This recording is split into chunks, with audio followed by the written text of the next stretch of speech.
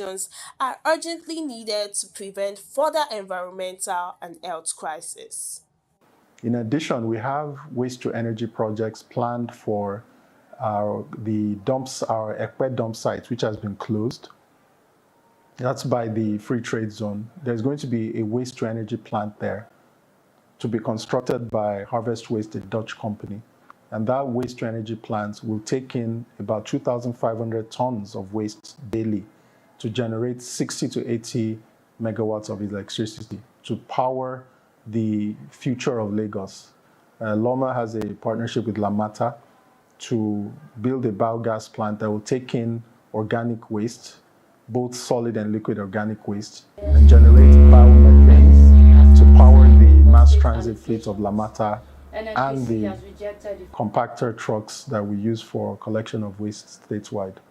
For us as a local government, it's something we've done with our legislative arm within us here at Agege local government, is to make sure that anyone caught disposing waste the wrong way is going to be fined 50,000 naira, and they would also sign an agreement that allows us to know that once they do the same thing again, is either they pay more fine, and also we also hand them over to the necessary authorities to carry out all other regulations on the all other enforcement on them. For example, some people actually go to serve jail term, in regards to dropping refuse, illegally. That's one thing. And also environmental sanitation. People that don't sanitize, carry out sanitation in their houses, clean their drainages, will seal up their houses and ensure they pay a fine. After sensitization, which is the month of September, we are also going straight to inner street sweeping. We'll be bringing out our people from the communities who will be appointed as street sweepers, and we'll pay them to make sure our inner streets are clean. We'll be making sure we carry along and then stakeholders around the ones that are nominated by the government to sweep the major highways, across our local governments. Also, we are building an enforcement team, creating an enforcement team to manage people who have decided that they want to drop waste illegally. And not only that, we are also creating a drainage team that will be clearing all drainages across our local government. We are also empowering and ensuring that we strengthen our own local security operatives to help us ensure that we catch people who are dropping waste illegally. For now, Lagosians wait and hope that promises of cleaner, safer communities will move beyond talks and become a reality. Imisioluwa Afumisho, African News 24 TV. To secure the local government secretariat when they encountered protesters with no shot to fire. The army said dead. Every morning, we wake up to breaking news that breaks something inside us. Another girl gone, another mother wailing, another life violently erased.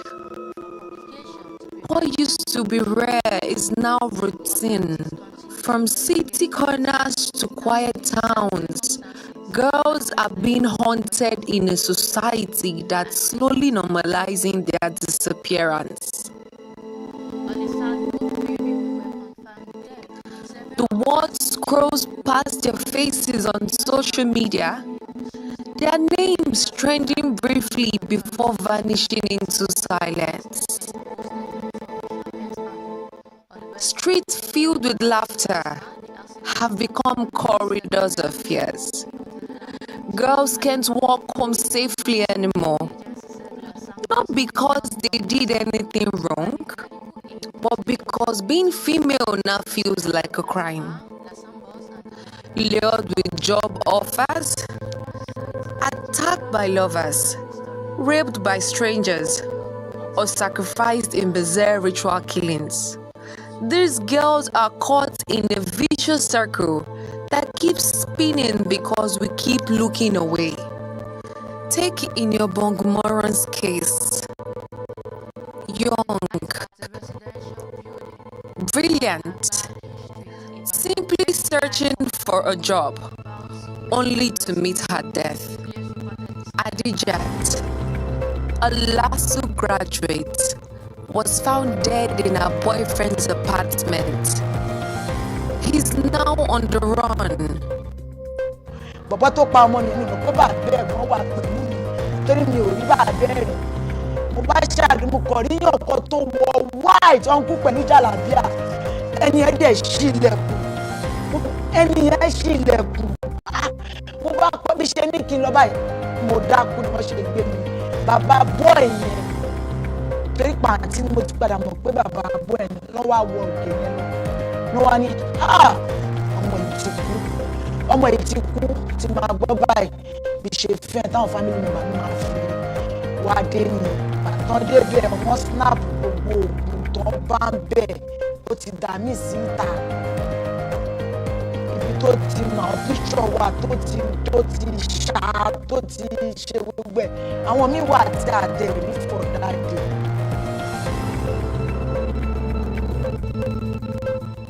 Bamji boarded a BRT bus and never made it home. Her body was discovered days later. Many more stories stay buried, their voices muted by shame and fear. No place is truly safe, even in religious organizations. And while families cry out, society responds with tired clutches. This is more than a security concern. It's a call for education that nurtures values from the foundation. By teaching children early about empathy, respect, boundaries, and the worth of every human life, especially that of a girl child, we lay the foundation for a safer and more compassionate society. We are in the era of social media. We are in the era of depth of distance, where there is no gap again. But actually, we are practicing homogeneity, not heterogeneity, because society, the level of exposure of some of these children, some of these words, some of these both sex to media is on the high side. So there are some things that are applicable here, and there are some that are not. But due to their exposure, they don't even know how to curtail, how to control themselves. In fact, they've eroded their culture. What we assume to be moral, they've concocted, they bought the outside the world way of life, what we call the Western way of life. What about some things we see as a form of respect? They don't see it that way. They do things the way they want to do it, the way what they learn from the media. So it's having a drastic influence. The females are not well respected the way they should. In fact, the world is not helping, because I see it as a systemic even problem, because culture is having influence in it, economic issue, because society is not even friendly, and everybody wants to be rich. Some of these girls are used for rituals that they are used by boys or men to make money, and because of the level of also covetousness in the aspect of the girls, is also a diminishing return, is what the boys are using as an advantage. So when you look at it holistically, we will see that even the Nigerian constitution allows it that there should be equality. It's allowed, but practically, is that what we are experiencing? No. Meanwhile, the People's Democratic Party has condemned the All-Progressive Congress over These governors girls are not random. accusing the They APC were of ensuring daughters, political instability sisters, in Rivers State. students, Insists that the best friends. party structure Each of them had a light, a voice, a purpose. We cannot keep mourning them like background noise. Every time we ignore this crisis, we write another girl's obituary in advance. Enough of the hashtags, enough of the speeches. It's time for action from everyone. Because until the day a girl can walk freely without fear, is newly reappointed none of us are truly safe.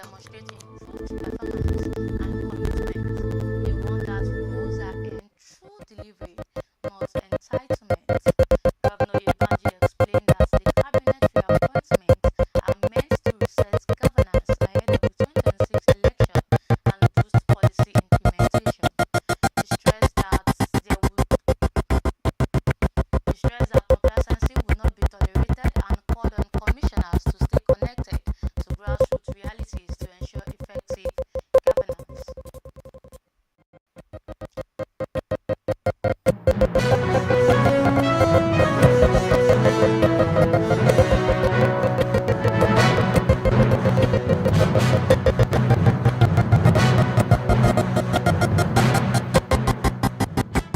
In business, the Lagos State Internal Revenue Service has sealed the SHOPRITE outlet at IKEJA City Mall over alleged tax non-compliance. Notices were posted at the store entrance warning against tampering with the seal.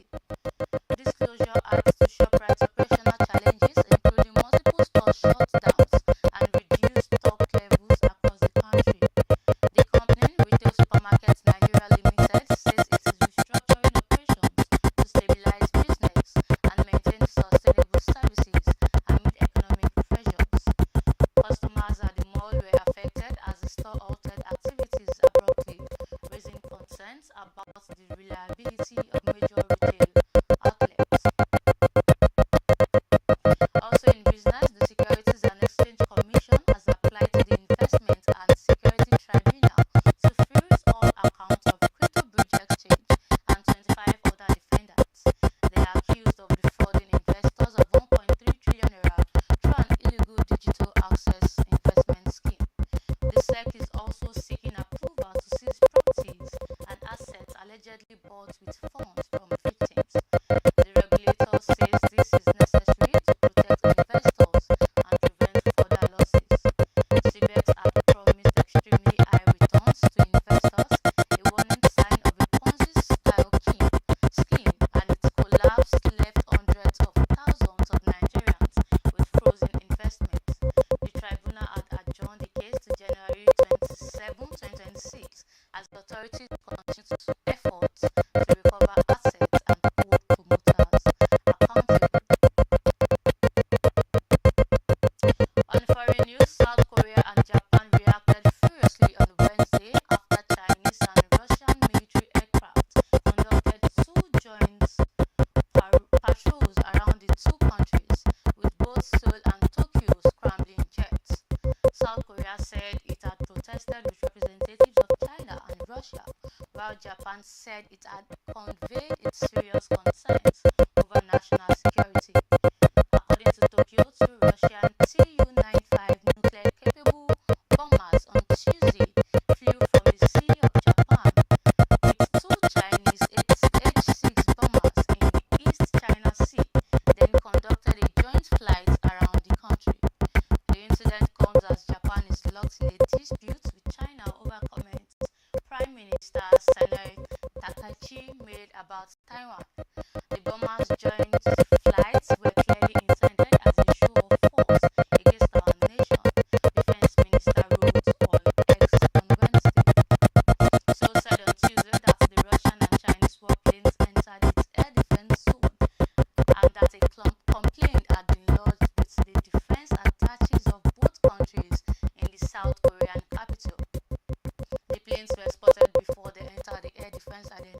zone, defined as a broader area in which countries lease aircraft for security reasons, but which does not constitute their airspace.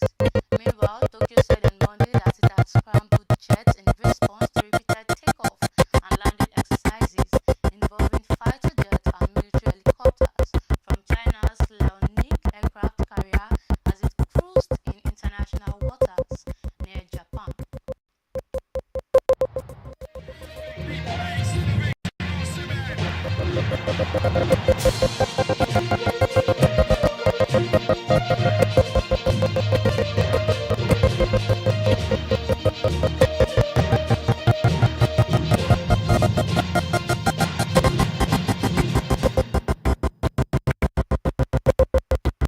And in sports, Super Eagles head coach CHELLE is set to receive outstanding salaries and bonuses ahead of the African Cup of Nations in Morocco. The payment covered 3 months of unpaid dues and were approved by the Nigerian Football Federation. Despite the delays, CHELLE had not lodged formal complaints, and the NFF says funds are now being processed to ensure it is fully focused on team preparations. This comes as the Super Eagles prepare to submit their final 28-man squad by December 11, with training set to begin on December 15. Observers says resolving the payment issue is vital for team morale and Nigeria's performance in the continental tournament.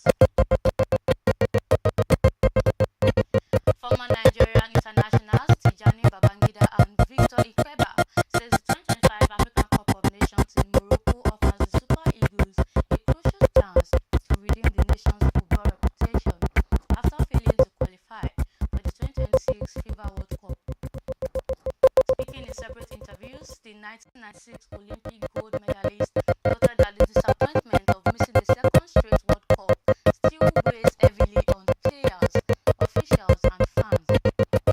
They said the AFCON remains the team's clearest opportunity to restore national pride. Babangida said the AFCON presents Nigeria with the only opportunity to redeem its reputation after the playoff loss to DR Congo, as he described the Congolese as more organized and determined, and noted that winning the tournament would help ease the disappointment among fans.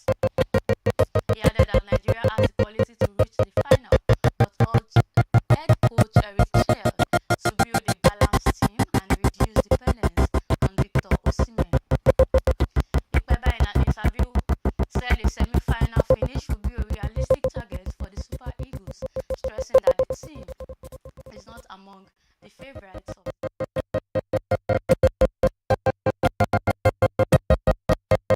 football remains unpredictable, citing Morocco's inability to win the 2023 AFCON despite their World Cup success the previous year.